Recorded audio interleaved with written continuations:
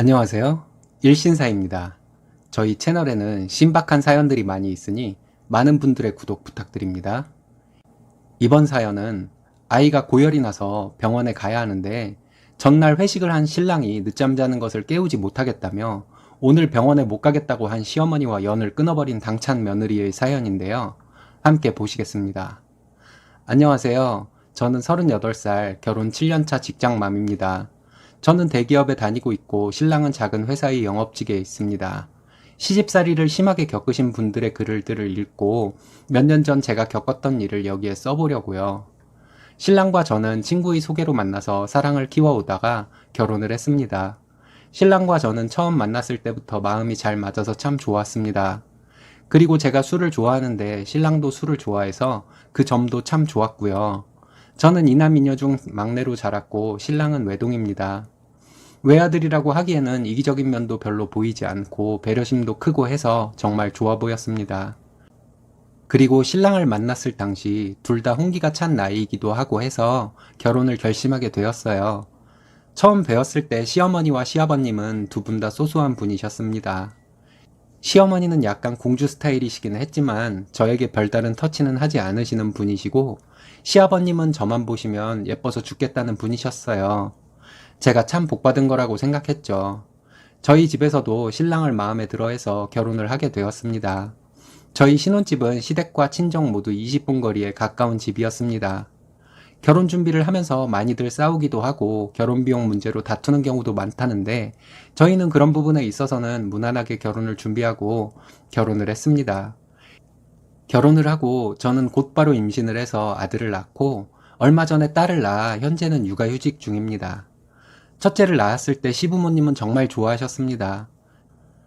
친정은 저희 언니 오빠가 결혼을 해서 먼저 태어난 제 조카들이 있어서 친정 부모님은 약간 무덤덤하셨는데 시댁에서는 신랑이 외아들이고 첫 손주라서 그런지 굉장히 좋아하셨습니다. 첫 출산이었지만 저는 진통을 하고 4시간 만에 자연분만으로 아이를 낳았습니다.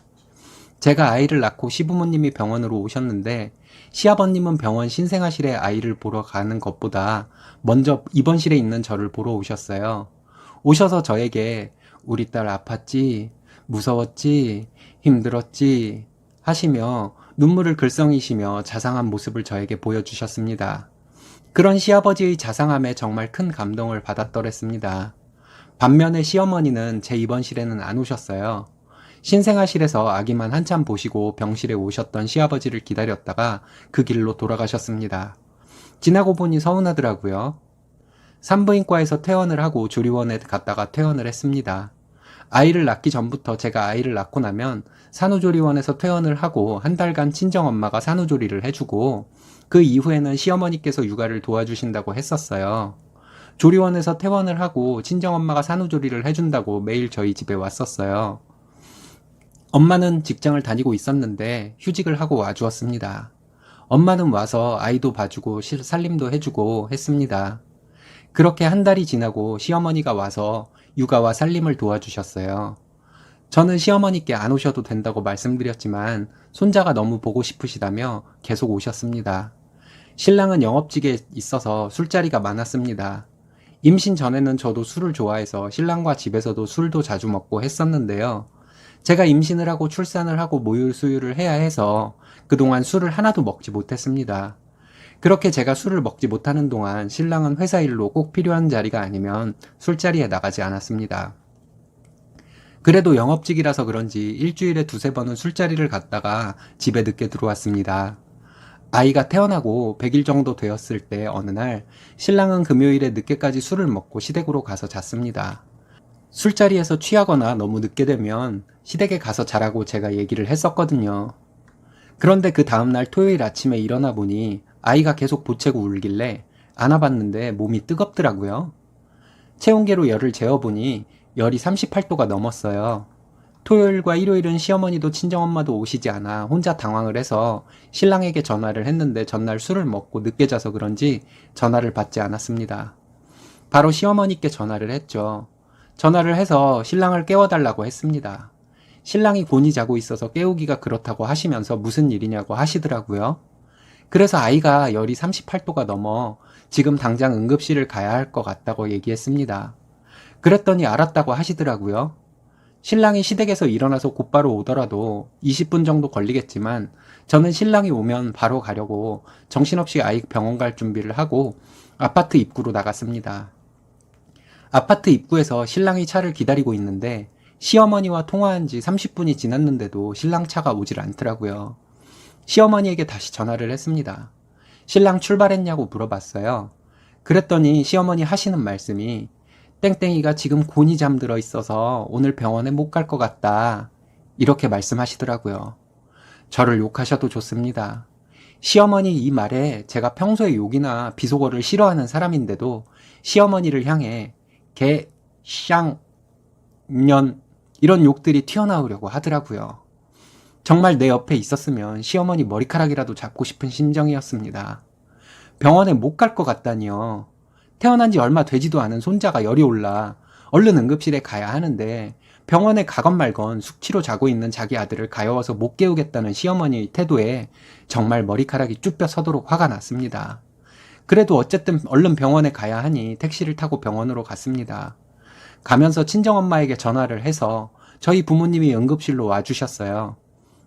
응급실에서 정신없는 와중에 아이 피검사를 하고 해열 주사를 맞으니 다행히 좀 있다가 열이 내리더라고요.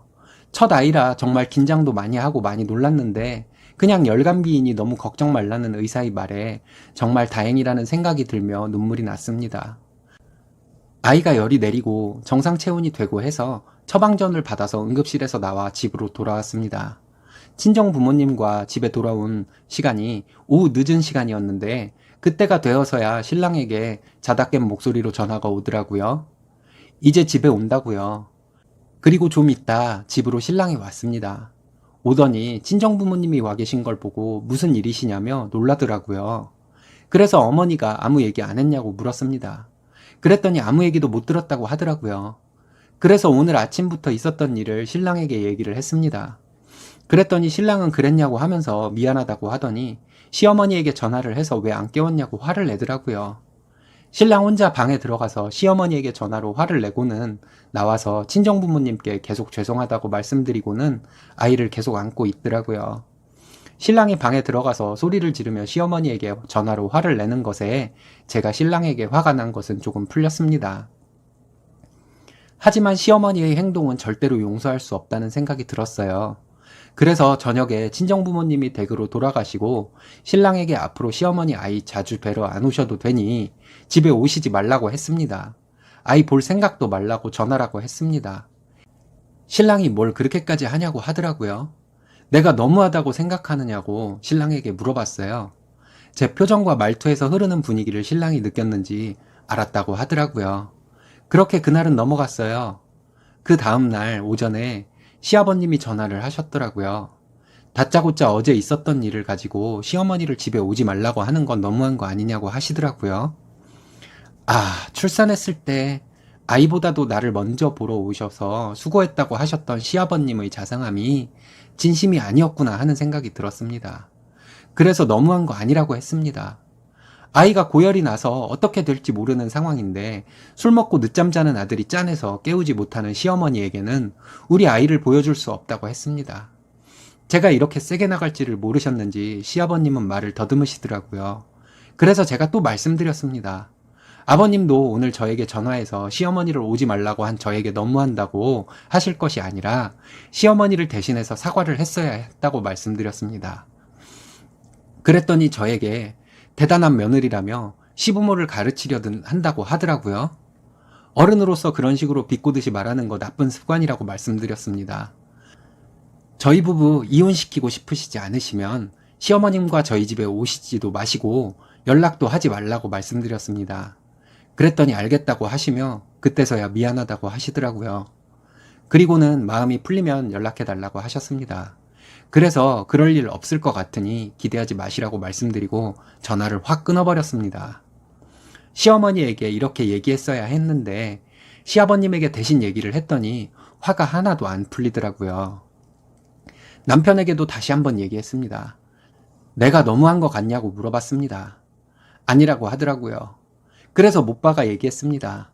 혹시라도 나에게 시어머니 용서하기를 재촉하거나 너무한다는 뉘앙스로 말을 하려면 이혼을 각오하고 그런 얘기 해야 할 것이니 개념을 확실히 머릿속에 챙겨 넣어두고 있으라고요. 그런 일이 있고 분이 덜 풀려서 어머니가 나한테 전화만 해봐라 하는 마음으로 전화하기를 기다렸습니다. 근데 안 오더라고요. 제가 전화를 해서 어머니께 분풀이를 하는 것은 아닌 것 같아 그냥 넘어갔습니다. 어느 정도 시일이 지나고 남편이 한번 얘기하더라고요. 팔이 안으로 굽는 것은 당연한 것이라. 제가 처음에 시어머니에 대해서 나쁘게 말할 때 기분이 나빴는데 지금 생각해보니 내 새끼 아프다는데 자기를 깨우지 않은 엄마에게 자기도 서운해야 할 일이었다는 것을 깨달았다고 했습니다. 그런 일이 있고 몇 년이 지난 지금까지도 시부모님과 연락도 하지 않고 인연을 끊고 있습니다. 아들 많은 시댁 집안에서 시부모님이 그렇게 기다리던 딸이었는데 둘째도 시부모님은 보지 못하셨습니다. 시부모님은 종종 신랑에게 저와 만나서 오해를 풀고 싶다고 하신다고 하더라고요. 제가 너무한 것 같아도 저는 기다리려고 합니다. 시부모님이 저와 오해를 풀고 싶다고 하신다는 말씀이 사과를 하고 싶다는 말씀으로 바뀔 때까지요. 시부모님 세대 분들이 아랫사람에게 사과를 하는 것에 인색하다는 것을 알지만 그 자존심에 끝까지 잘못을 인정하기 싫으시다면 그냥 저는 평생 이대로 살려고 합니다. 며느리로서 제가 너무한다고 욕하셔도 좋습니다. 그 정도면 시부모님도 많이 느끼셨을 거라고 이제 다시 왕래를 하라고 하실 분들도 있으실 겁니다. 하지만 저는 어영부영 넘어가서 또 같은 일이 발생해서 우리 부부 사이도 나빠지게 할 수는 없습니다. 못된 며느리 이야기 들어주셔서 감사합니다. 쓰니님이 정말 쉽게 넘어가 주시면 철없는 시어머니가 또 어떤 행동을 할지 모릅니다. 쓰니님은 못된 며느리가 아니라 똑 부러지는 며느리입니다. 멋지십니다. 일신사는 쓰니님의 확고한 기준에 따른 행동을 지지합니다. 오늘의 사연은 여기까지입니다. 재밌으셨다면 좋아요, 구독 부탁드려요. 일신사는 여러분들의 사연으로 제작됩니다. 많은 사연 제보 바랍니다.